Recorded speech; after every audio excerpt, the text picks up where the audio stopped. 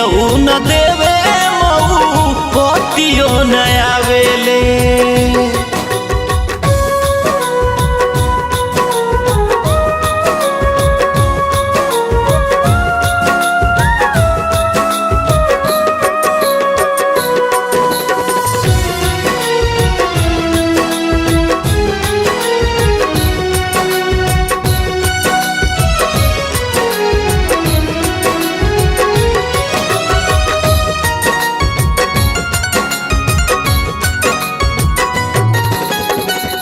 दिन रात कटे रानी रोज रोई रोई, बोला कबले पागल आई तोहरा के जोही।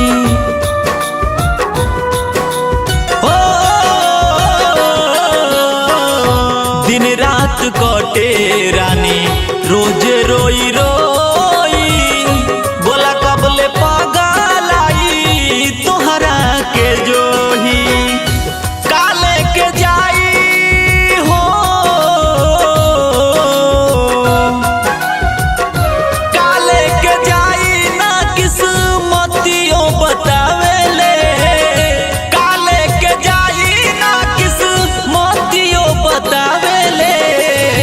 जियऊ न देवे मऊ पतियो न आवेले, जियऊ न देवे मऊ पतियो न आवेले।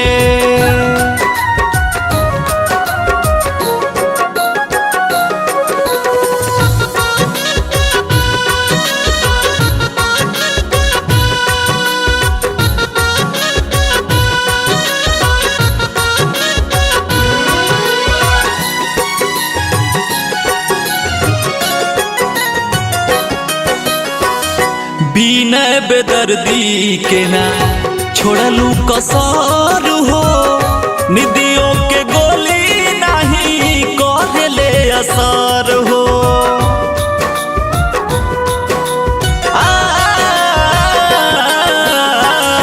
संगम राजू के ना छोड़लू कसर हो, निदियों के गोली नहीं कहले असर हो।